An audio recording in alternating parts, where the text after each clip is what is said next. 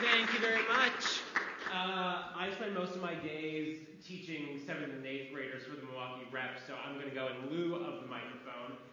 Is anyone not able to hear me right now? Is anyone struggling to hear me? Very good. My deep booming voice is actually coming in handy for once.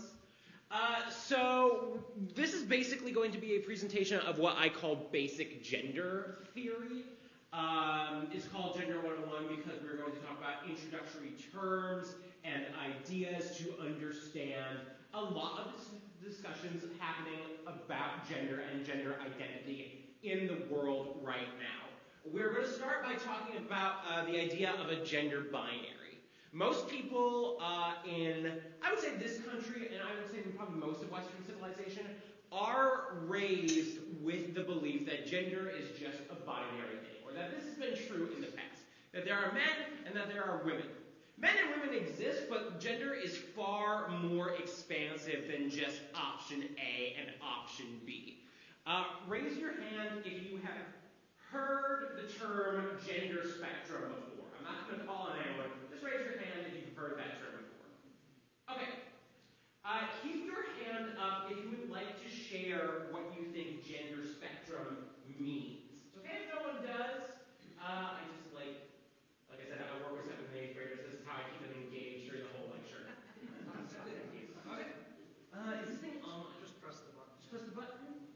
Okay, sweet. Hi, Diane. What do you think gender spectrum is? Well, like most things, that's not either A or B, black or white. There's a continuum of different genders. Absolutely. Okay, so now I'm not going to call on anyone this time again either, but raise your hand if when you hear the term gender spectrum, this is what you think of. A line between man and woman, but with space in between for non-binary genders. If this is what you think of when you hear the term gender spectrum, feel free to show me your hand. Okay, that's about half. The whole thing with the gender spectrum is there is no one way to engage with it. There are a ton of valid options to think of gender as a spectrum. I don't know why I'm holding this. To think of gender as a spectrum, and this is one of them. I prefer to think of the gender spectrum as this. As a triangle, where your gender identity is represented as a dot on the triangle, because I feel like if we go here, there's no room for a gender identity. A gender, if you do not know, is a lack of gender. If you think of gender as a number, then a gender is the number 0. A gender means you don't really have a gender identity, you don't feel gender. So if you're, that's the wrong button.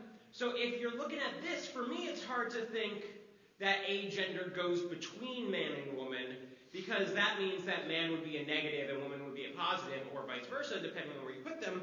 So I like putting it on this triangle where the closer you are to this axis, the closer you are to this point on the triangle, the less intense you feel your gender is. So for example, if I were about here on the triangle, kind of between man and a gender, I would kind of probably feel kind of like a man, and that would be my gender identity. So I like to think of the gender spectrum looking like this, and your gender being represented as a dot anywhere on this triangle. So the reason I'm starting with that is because that is a basic understanding I need to set up to explain a few of these terms. Gender identity. So, gender identity is a personal sense of one's gender. It is where you as an individual feel you land on this triangle. I use they, them pronouns. I am gender fluid. For me, that means the dot does not stay still on this triangle. It's exhausted. But that is my gender identity. Because the dot moves around, I can use the term gender fluid. For me, it is an accurate description of who I am. And if you rest solidly here, you can easily call yourself a man. If you rest solidly here, easily call yourself a woman. And if you rest solidly here, you can easily call yourself a gender. Gender identity is different, but related to assigned gender. When we are born, in today's society. The doctor looks between your legs, and depending on what is there, they say you are either a man or a woman, a boy or a girl. They say this is done to align with your sex, but in reality, sex is even more complicated than just what's between your legs. They're not going to know your sex unless they run some test to check your chromosomes. So in reality, assigned gender is based on perceived sex, what they think your sex is, based on, frankly, what's in between your legs.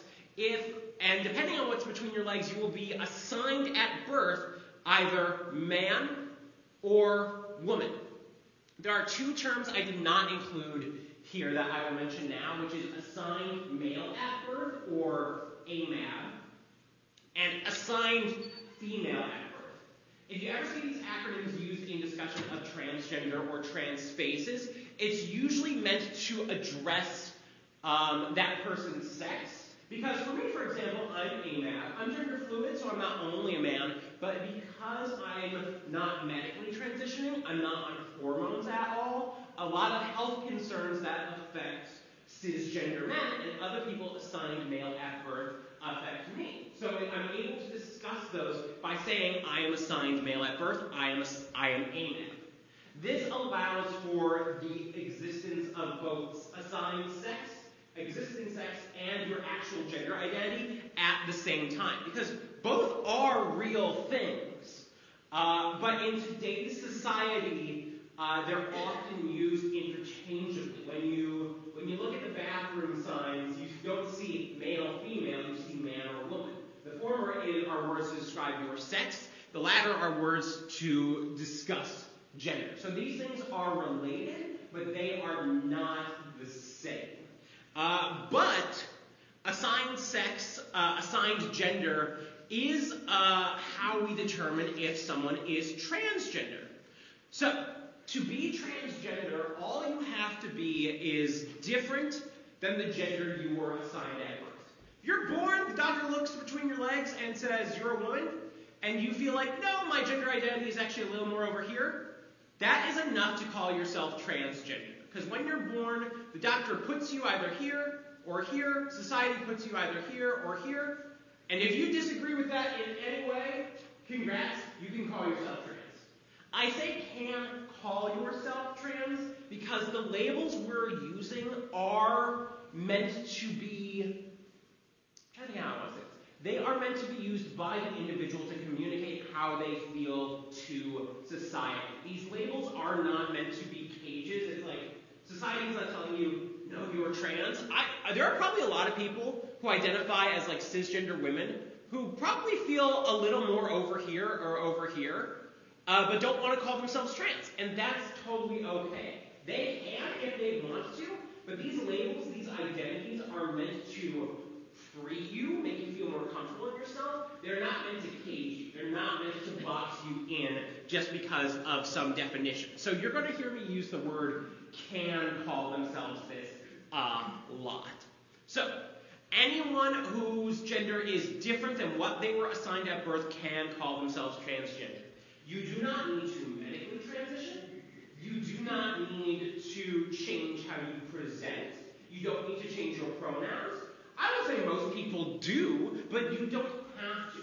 There is no prerequisite to being transgender other than feeling like where you are on this spectrum is different than where you were assigned at birth. But all those things I was talking about is what we call gender presentation. This is how someone shows their gender in the world.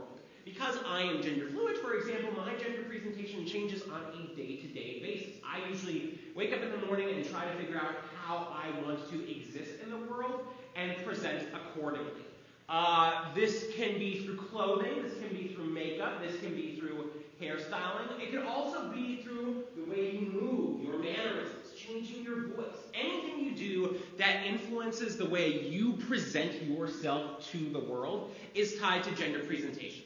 And again, gender presentation is tied to gender identity, but they are not the same thing.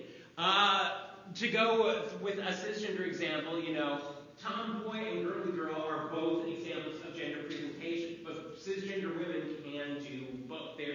presenting their gender in a different way. So again, gender presentation is just how someone shows off their gender, and that ties in to pronouns. Pronouns, a very hot topic issue these days, which is stupid because it's just grammar. Pronouns are literally words like he, they, she, you, I, etc. that are substitutes for nouns. Do you ever see a video of someone running their mouth about how we shouldn't use pronouns today? They are going to use pronouns while they're running off about it. They're going to say words like I, you, we, he. Those are all pronouns. Pronouns in a gender sense are tied more specifically to gender presentation and gender identity. I use they, them pronouns because it is how I express to the world how I present my gender as something other than just man and just woman. But there is no prerequisite that's not the way I want to say it.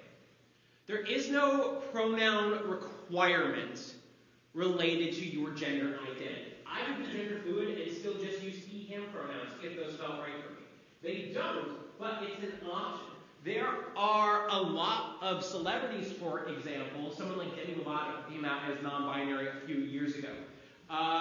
She still uses she, her pronouns, and she still presents in a rather feminine way. So you look at her, she's she, her, she's very feminine, but she is non-binary, and she tells us she's non-binary. So pronouns are all about, they're really up to you and your individual sense of gender and how you want that expressed in the world, which unfortunately means it's on you to communicate those to people, especially because we live in a world where a lot of people assume your pronouns. So, I've gone through a lot of terms about gender identity. What I'm going to talk about now is a little more broader scope. I'm going to go back to this idea of transgender and talk a little bit more about different transgender identities. There are a lot of different gender identities besides man and woman. There is non-binary, demigender, bigender, agender, like I talked about before. That would be a gender 102. But what I'm going to focus on is this idea that transgender in and of itself is both a gender identity and an umbrella term for other gender identities. Like I said before, if you are anywhere on the spectrum that is different than where you were assigned at birth, you can call yourself transgender. And that is true even if there's another label that you can use. For example, I've said I'm gender fluid a few times. Because gender fluid is not the gender identity I was assigned at birth, this also means I'm transgender. So transgender is both an umbrella term and a way to describe your gender in and of yourself. Beneath this umbrella term, you have binary trans people, which is literally just trans men and trans women, and then non-binary trans people. Oh, that's the wrong button. Non-binary is literally a gender identity other than man or woman. Non-binary is every gender identity on here that is not this axis or this axis. So, that's non-binary, that's non-binary, that's non-binary, that's non-binary, that's non-binary, that's non-binary. Literally everywhere else on this spectrum is non-binary. Because that is a lot of space, there are, again, specific gender identities to describe someone who might live here as agender. But because that person is not a man or a woman, they are also non-binary. So, it's a little weird. It's an umbrella term inside of an umbrella term. If you look at like a document, it's kind of like a heading and then a subheading and then what's actually written there. So because I am gender fluid, I am non-binary because I am not an identity that is man or woman. And I am transgender because my gender identity is different than what was assigned to me at birth. All of these terms are applicable to me, and all of these terms have their own flag. So if you think of it this way, if you walked into my apartment, it would be fair game for me to hang any of these flags. The trans flag, the non-binary flag, or the gender fluid flag in my apartment, because they all apply to me. Gender fluid is the most specific way of describing who I am, but this means I have a lot in common with all of these non-binary identities too, and I also have a lot in common with the greater trans community, anyone who exists under this trans umbrella term. So that is a lot. I'm just going through my terms up here. I believe I hit all of those. Oh, that clock's broken. I don't know what time it is. Oh no, that clock's not broken. I'm an idiot. So you will notice that I'm kind of going through this very fast because we're already at questions. Because that's a lot. That's a lot to talk about. And I wanted to make sure, I felt this would be more effective a time for me to kind of introduce these basic concepts of gender very quickly, and then open it up to questions. Open it up to hear what you are confused about, hear what you want to learn about, hear what questions you may have, and do my best to answer those as someone who exists in the world as transgender, non-binary, and gender fluid, and as someone who has spent a lot of their time learning about this stuff over the last, what years? Over the last 8 years since coming out to better understand myself and better understand the world around me. And honestly, if we run, I'm going the wrong way. Oh god, these slides. And honestly, if we run out of time for questions, I can just get into the nitty-gritty of what stuff like this is. But for right now, yeah, go ahead. I think this is our first question. But that was cool. Well, I was going to say, could you explain some of those? Sure, absolutely. Is that okay? Yeah, absolutely. Is everyone okay with that? Yeah. So, if I go back, so I'm going to go through, this is not every non-binary gender identity. These are just the few that are on here to represent the idea that there are a lot of non-binary identities. But I can explain a few of these, the ones I know, because even words like this, neutrois non-binary identity, I've heard that term, but that is a term I am not super familiar with. So I say that in the beginning because a lot of times the best education for non-binary identities like this will be to find someone who actually identifies that way and ask them why they identify that way. But for the rest of them, I'm able to get into it with a little more education because I know people like that and they have described it to me. So let's start with these two here, this idea of demi-boy and demi-girl. Demi is a prefix that means half. If anyone here read Percy Jackson like I did or is into Greek mythology, demigod, half god. So the idea of being demi-gender means you're kind of half gender. The way this has been described, geez Louise, I had this so good before. Okay, there we go. The way demi-genders have been described to me is that they feel the gravity of a gender. That demi-boys kind of feel like they are pulled by this gender here, this man gender here, but they're not exactly a man. They kind of orbit it, they feel the gravity of being a man. Same with demi-women.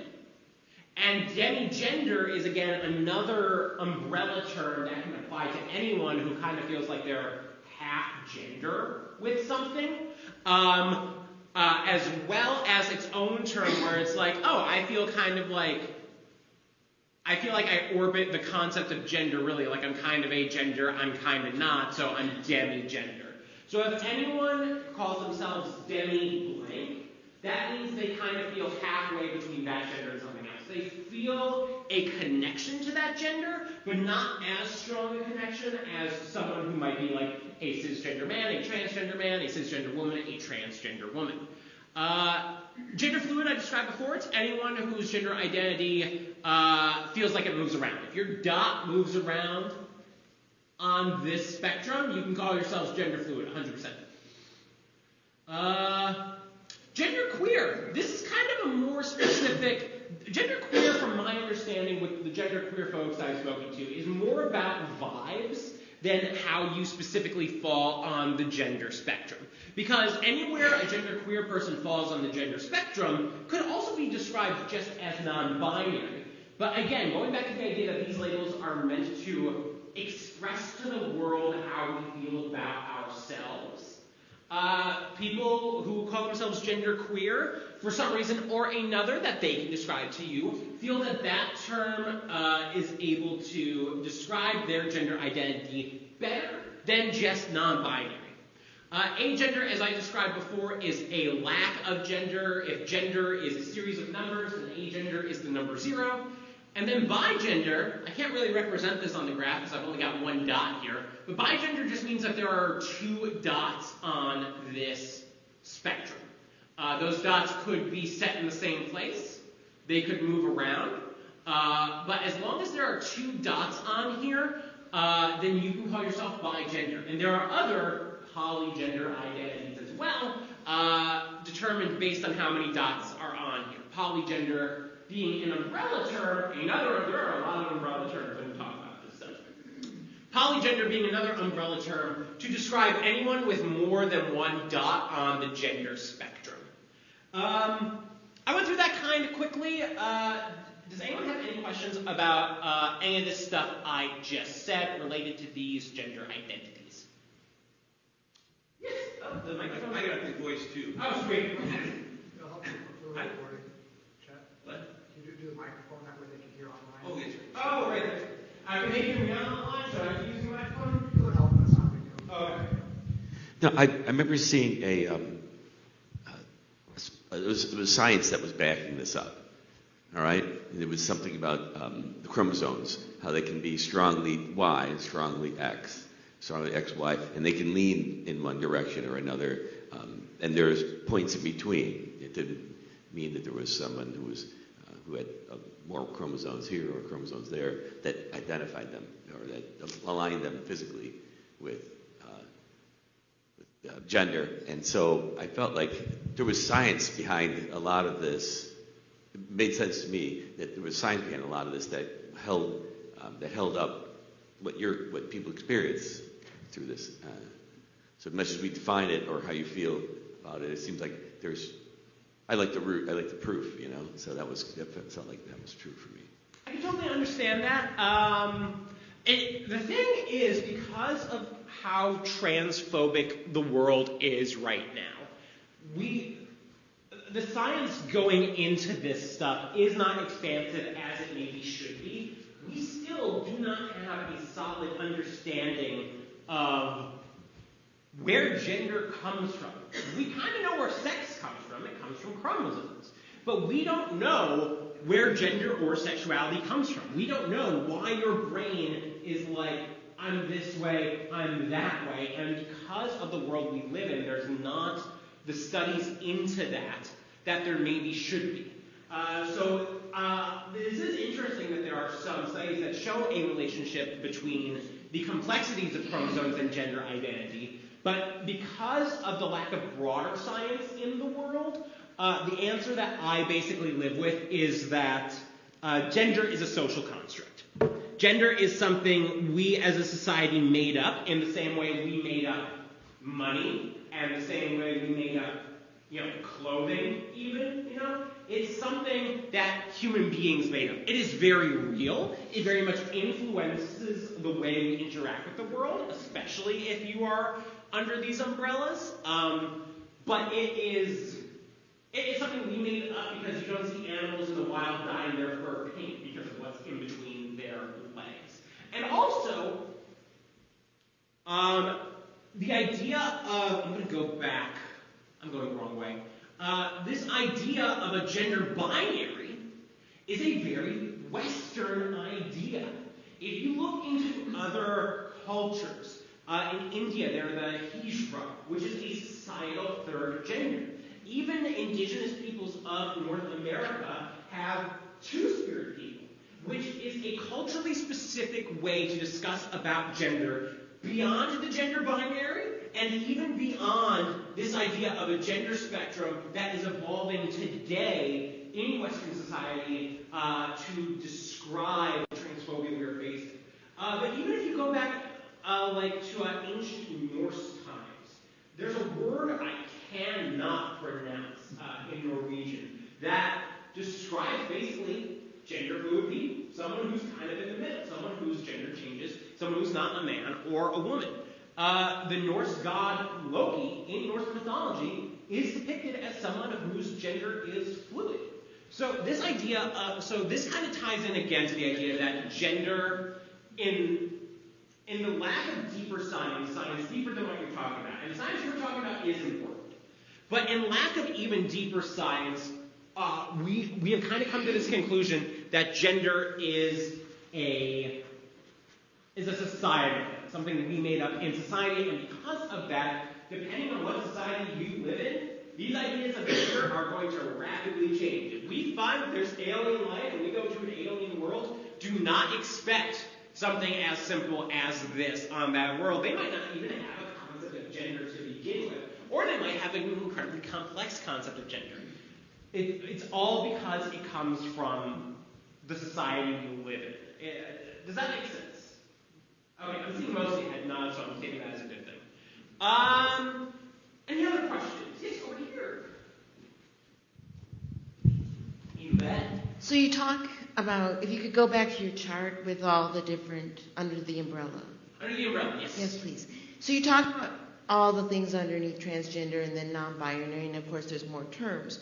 But when people identify as these things, some of these terms may clarify sexual attraction to other people, and some of these terms may not. That's your point.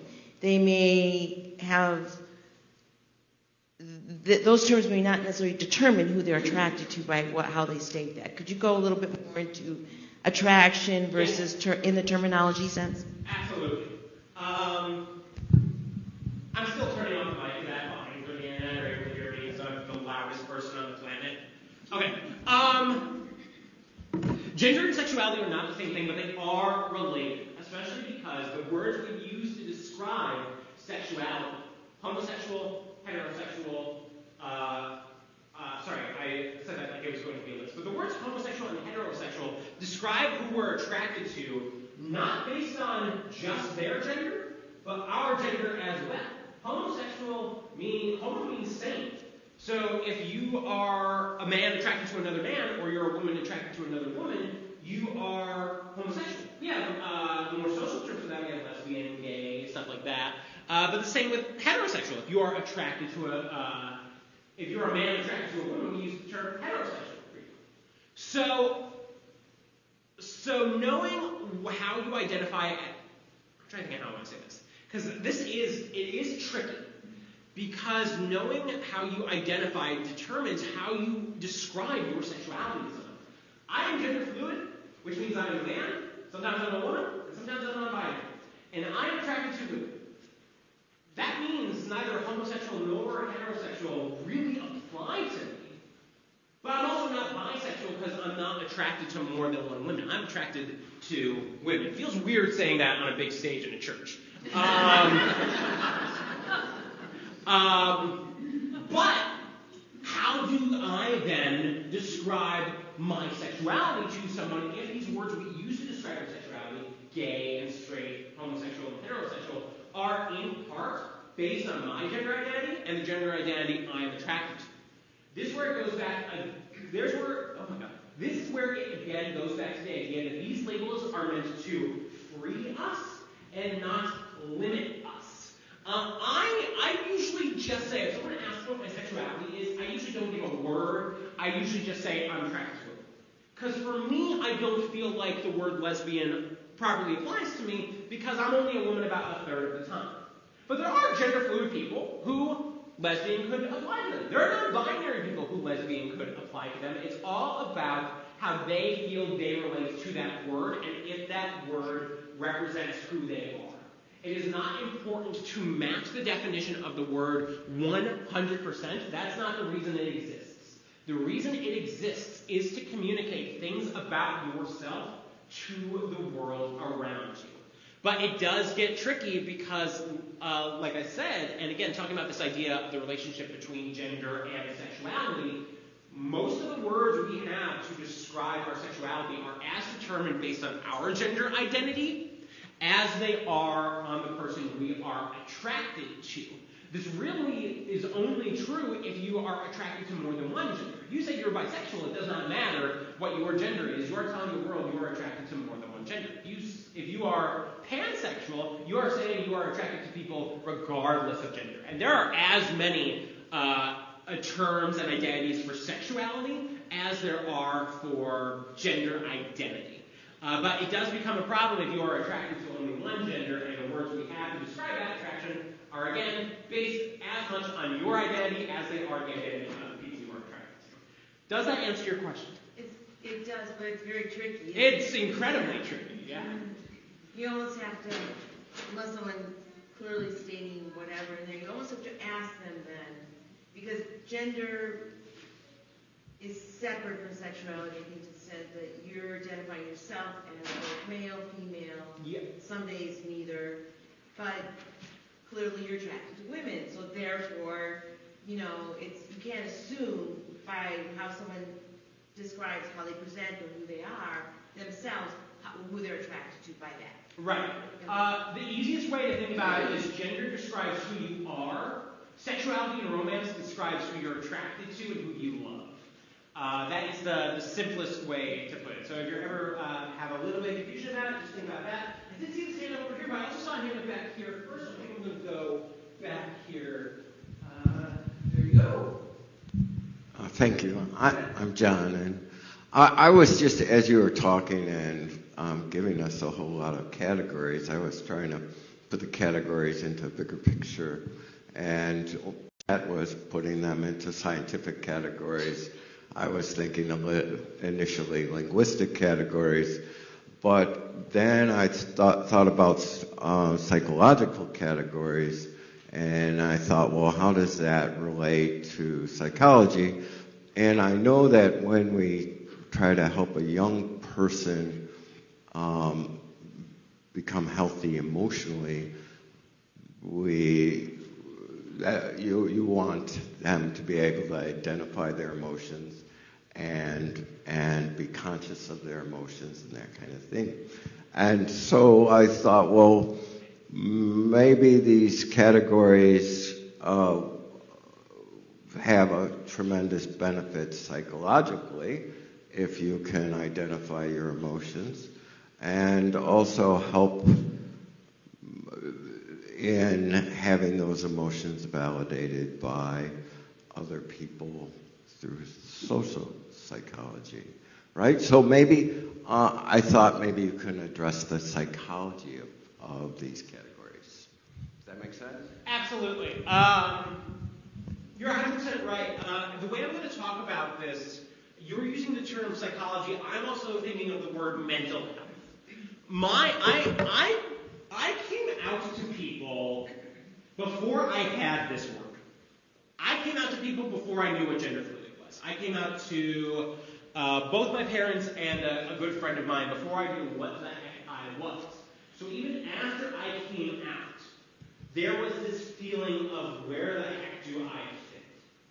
And once I saw that word, and once I saw myself in that word, it's like, oh, that's where I fit. And when we put these terms, when we add these terms to a psychologist's lexicon, and a psychologist is dealing with someone who is struggling, who doesn't know where they fit, who feels off, these words could be very important to them. That is what we call gender dysphoria.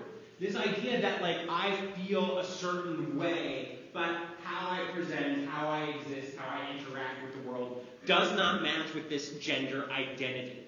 And so if someone is struggling with that, if someone feels depressed because of that, but they don't know that's why they feel depressed, then a psychologist who is familiar with that concept of gender dysphoria, who is aware of these terms, and can be like, well, it sounds like to me you might be this way. Does that feel like it fits you? Could help. Does that kind of answer your question? Yeah. Okay. Sweet. We saw a hand up over here as well. Here you go. So the term queer, I've heard it refer to both gender and sexual identity. Is that big umbrella term? Yes, queer is basically a term that can be applied to anyone with a pride flag, essentially. Anyone who's allowed to show up at Pride, no gatekeeping at Pride. Anyone who feels like they belong to what my grandmother lovingly called the alphabet community, the LGBTQIA+, plus community with other letters thrown in can call themselves queer.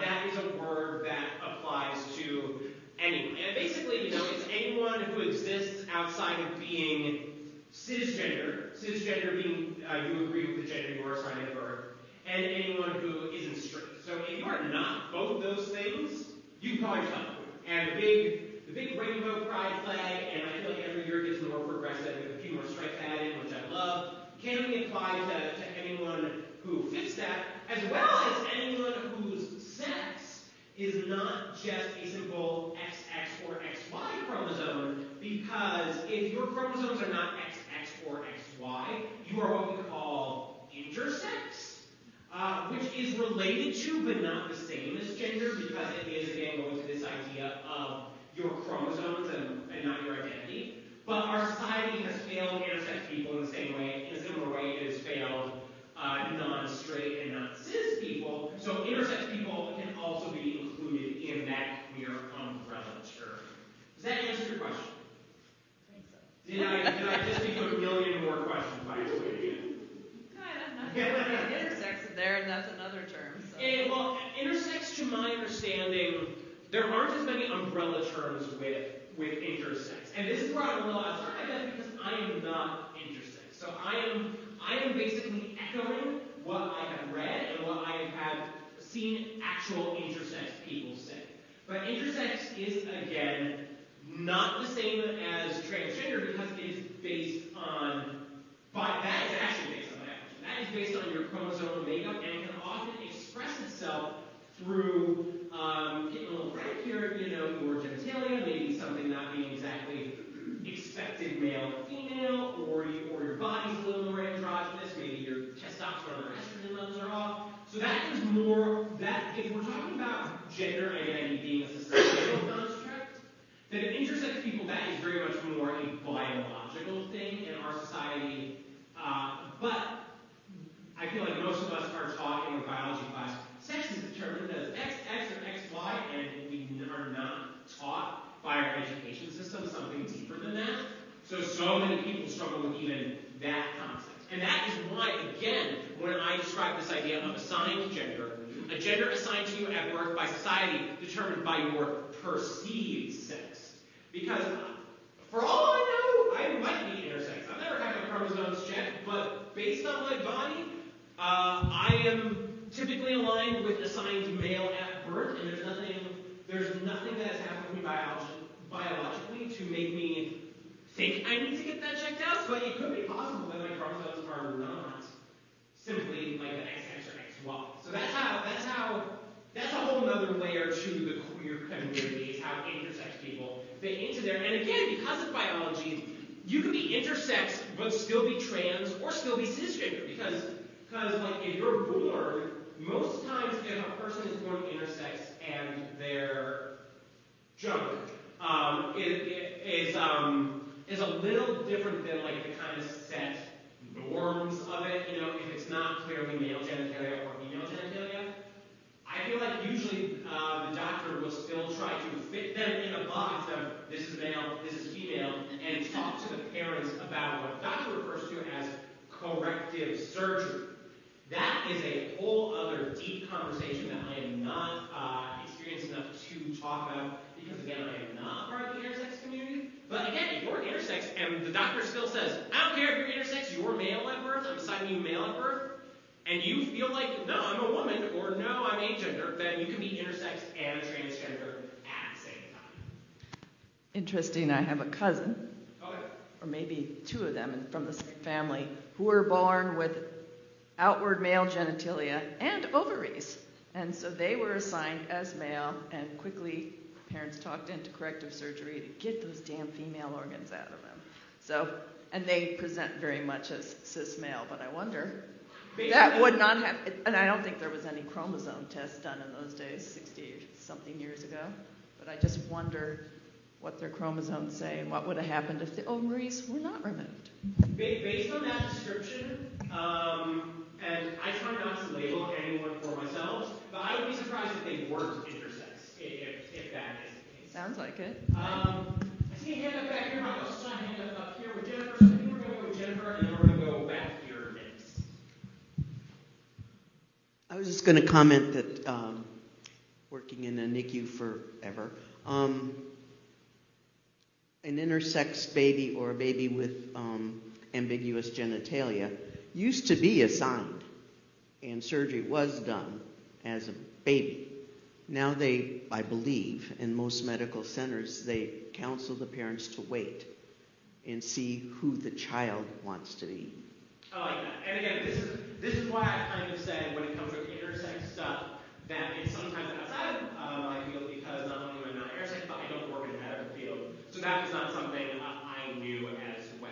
And I'm going to kind of use that to piggyback off of, when discussing any of this, at the end of the day, the thing that matters about these identities is less what I am telling you now, and it is more how whoever identifies this way feels about that identity. So if you go out into the world and you meet a bigender person and you're talking to them about what I said, and they tell you, that's not really how I feel at all, that's valid for them. That's valid for them. These are not words that are meant to cage us. These are not set in stone, especially because we as a society are figuring out, gender and gender identity every day. They are terms we are coming up with to describe how we feel and how we interact with this world, if that makes sense. So always, I'm talking about this as best as I can as someone who lives this life day to day and someone who exists with these people like me day to day. But also, my background is in filmmaking. I didn't study this in college. I just know this because I exist in this world. So it's quite possible you're going to interact with someone. That's the wrong button. You're going to interact with someone who's gender fluid, who their relationship with that label is completely different than mine. And I'm gender fluid. So these terms are broad and scoping, and the way we talk about them equally so. So I think when you walk out of here, what I want you to leave with is not so much, I know 100% everything about all of this now. I want you to leave here with an openness to learn more about stuff like this, keeping what I shared with you in mind, and an openness to learn more and interact with people like this more, if that makes sense. This is called Gender 101 for a reason. This is the first step in learning about the whole big wide gender spectrum and the way gender exists in this world today.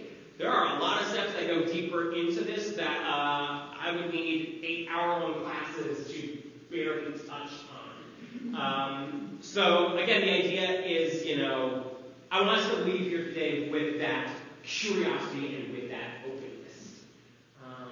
Yes? How about with the knowledge that sex, gender is a continuum? Absolutely. And we can acknowledge it's a continuum, but trying to remember all of those aspects is like impossible. Yes. So just to recognize people are people. Yeah, I love that. I've seen a few hands up. I saw a little hand up in the back first, and then we're going to go with this person in green, and then we'll come back here for this person in white. But we're going to give it to our little hand first. What's corrective surgery? Corrective surgery is, I would say, an inaccurate term to describe surgery used on intersex people to have their genitalia, to have their bodies more aligned with how the doctor or society thinks it should be. I don't like the word corrective because, in my opinion, there's not necessarily something to correct there, because that implies something is wrong. But that is the term the medical community, I believe, used for years. But it sounds like, based on what Jennifer has just shared with us, we are moving away from that. Does that answer your question? Okay, sweet. We're going to go with our friend in green next. Here you go. Thanks. I want to respect people's pronouns, but I have a problem being able in my mind to call a person that looks like one person to me the word they, and it trips me up over and over because it's like the singular plural problem that has been embedded in my mind from way back.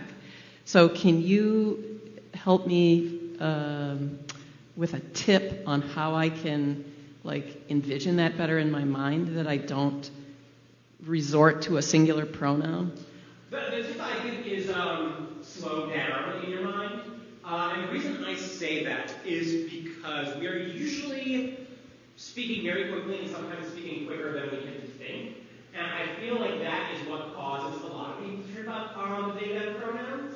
I lived in LA for about 4 years, and I was in a non-binary support group. Most of us use they them pronouns. All of us got everyone's pronouns wrong at least one time. And it's because we're talking very quickly, and we are raised in a society where we are taught to look at a person and immediately assign them either he, him, or she, her. And now that we have recognized, now that there's a greater recognition in our culture that there's more than that, it takes a lot of work to kind of deprogram that, to kind of teach yourself against that. Because even, I struggle with that sometimes, and I'm in that community. I use they, them pronouns. So the tip I always give is just, slow down, like let the words like move like tear tape in your head and like focus in on them individually. But also I will add this. From my experience, most people who use they, them pronouns, or most people who use pronouns that other people might struggle with, recognize an honest effort and just a slip-up as well-intentioned, and are able to differentiate between that and someone being a jerk and not even trying to respect them. So if you're making an honest attempt at respecting someone's pronouns, and that shows, then odds are the person you are attempting to respect will be more aware of that respect, even if you slip up once or twice. I will also add a little tip, though, which is it's great for people like me who use they, them pronouns when you catch yourself making a mistake, because I was raised in Waukesha. I am not good at correcting people or telling people, hey, that's wrong. I kind of just sit there and take it. So when someone's like, oh no, I used the wrong word, and someone says he to me and then to me like, they, sorry, and I don't have to do anything about it, that is awesome, because I'm not good at correcting people's pronouns. So I would say, slow down your mind, and if you make a mistake, try to recognize it and just adjust. Does that help? Okay, sweet. So I handed back up over here a while ago, so we're going to run the mic over. There you go. Hi. Hi. So I guess my question is, this is more dealing with the youth and probably just in general, but how to help young kids who are still going to school and who are getting a traditional sex ed education to help them understand, everything you're saying now, and to, I have 3 boys at home, and he's one of them, and just acceptance in the community, and how, you work with them at the age. I guess how do you, as a parent work, I'm very accepting. My husband's a musician. We're surrounded by all different types of people, but how do you feel, it would be the best way to reach the youth right now, to be more accepting, to understand all of this a little bit better? Modeling behavior. And it sounds like that's something you are doing right now at home, which is great. But I would also, we say this idea that representation matters. If you don't know anyone who exists in a specific community, but you see that type of community represented in the media, that is going to be what you think that community is like. So if you want to work on being more accepting yourself, or having kids in your life be more accepting, try to introduce them to stories and media representation that shows them people who are not like themselves living their day-to-day lives. I kind of had a throwaway joke about Percy Jackson before I talked about, demigods. I read those books as a kid. I got back into them when the lockdown happened, because I was mad at J.K. Rowling and I wanted something else to read. And let me tell you, Percy Jackson books, any book written by Rick Riordan, he makes such an effort from the book published in 2010 after to represent so many different communities, so many queer communities, and so many even like non-white communities. There's a character in the Percy Jackson books named Nico D'Angelo, who was introduced when I was in middle school, and came out as gay in like the 2010s, and now he has had 2 solo books with a chaotic bisexual boyfriend. The same guy has written Norse mythology myth books, and there's a prominent gender fluid character in them. So representation, age-appropriate representation of people who are trans, people who exist outside this gender binary, does exist, and I think introducing youth to them, introducing those stories to kids is a good way of showing them that even if you don't know someone like this, people like this exist in the world, and it's normal, and it's okay, and it's fun. So modeling that at home and finding examples of stories and media representation to model that as well go a long way in normalizing this and teaching acceptance. Did that answer your question? Yeah, it does. Thank you. Sweet. Yeah, over here. I'll get a mic. There you go. So to further answer or give you some information, the Unitarian UU churches and UCC churches offer what's called the OWL program, Our Whole Lives, and they cover all age groups from youngsters. I believe they even start at age 5 now, but it goes on up into senior citizens. But it goes into all aspects of sexuality. It's very open, very informative. You learn a lot. I had to teach, I didn't have to. I was teaching a class on gender identity, and of course I'm reading stuff. And I had to address an article that discussed how the Swedish community is changing. The main pronoun is now hen, H-E-N. Okay, that's really weird because hens are female chickens. But not in Sweden. In Sweden, hen is the they word, if you will. And they're changing all of the starting in kindergarten. So I learned a lot. Anyway, OWL is an awesome program. And look into it, and it will definitely help out. Yes, over here. So the thing that I've been struggling with all this is what feels like a counterproductive, I guess, tension with the idea of gender roles. So you said gender is a social construct. And so it seems like on one hand, it's trying to go against that idea of traditional gender roles, but also when you're still using the labels man, woman, or agender, that almost feels like you're still affirming them, whereas we should just, why aren't we just like saying I'm a person, yeah. I love this question because, why am I using the microphone? I love this question because it's something I've talked about a lot, and it's deeply complicated.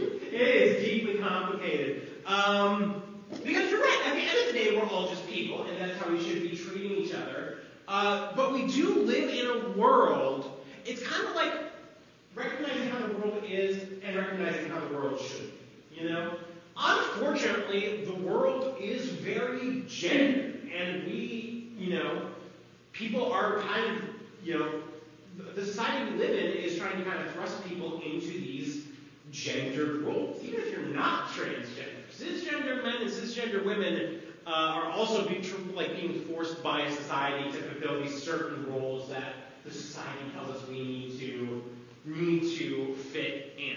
And it shouldn't be that way. Unfortunately, it is that way, but I think by using terms like this, it is an early step in kind of changing all of that.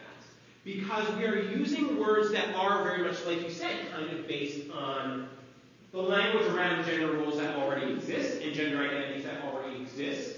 But we're using those words to communicate, again, things about ourselves in a way the world will understand. So it's a tricky thing. It's a tricky thing because gender roles, in a lot of ways, are incredibly restrictive. But heck, if I don't feel really good about myself as a woman when I'm wearing heavy makeup and I'm in a 1950s style dress and I look like a pinup girl, and that is really that's really reductive in a lot of ways. But society told me that my whole life that is what a woman is, so that makes me feel like a woman. So at the end of the day, there's a phrase I really like that I'm going to share with you now, which is down with gender roles, hooray for gender expression. Let people express their gender however they want as an individual in a way that feels good for them and allows them to feel like themselves. But do not think that them expressing themselves that way should be indicative of everyone who is in that gender community, who shares that gender with them, and don't try to force, don't try to fit them into the box of gender roles. Does that make sense? It's a tricky thing and it's complicated. We're a little over time, but I did see one more question, so I will refer to you, Jennifer. It's okay with you? Okay, sweet. Let's go over here. So this is twofold. The first thing is I struggled with the they, them. And what I finally came to the conclusion of, in most engagements I've had with they, them, is that their gender's multifaceted, how they're looking at themselves. And so when you think multifaceted, it thinks of as more than just one thing. And so the they, them got easier for me in a plural aspect, because when I was engaging with them, I was thinking there's more to it than just man, woman, or, So the other question I had is, in engagement, this is a question for you, in engagement with individuals who are, that you engage with them, and trying to explain to somebody who doesn't understand or is pushing back on gender identities, what would be your best response to that? And maybe there isn't one response, but what would be your approach with somebody that's questioning that in a conversation with you, or in general? It depends on why we're having a conversation.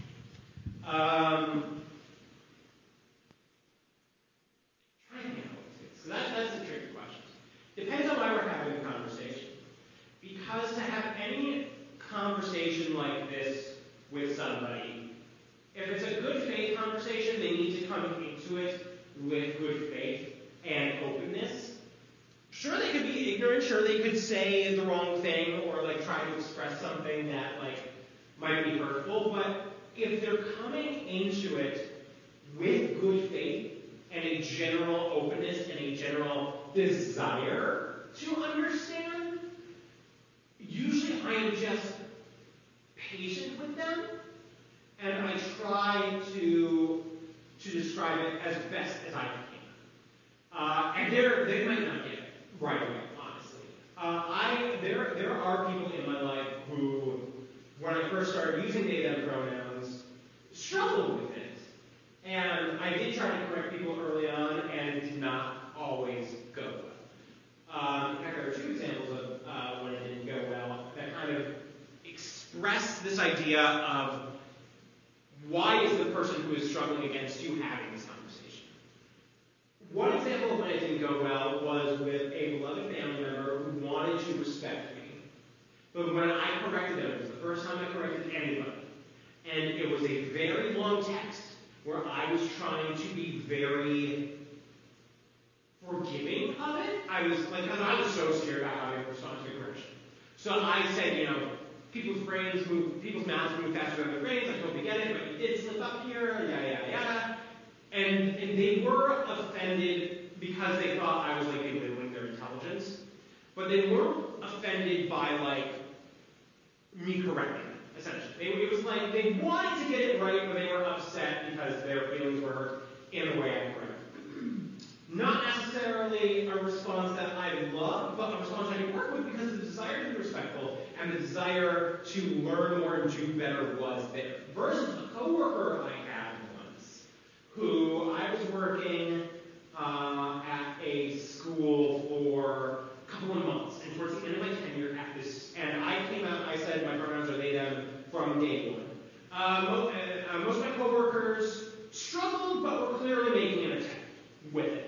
One coworker not making an attempt at all, and towards the end of my time with them, I just had to have a conversation with them. I was just like, I feel like you're not trying, you need to try more. She got super defensive. She got super like, look, it's hard for me, and I don't really get it. And honestly, this coworker was pleasant enough to work with, but it was no secret that she was not on board with someone like me or people like me.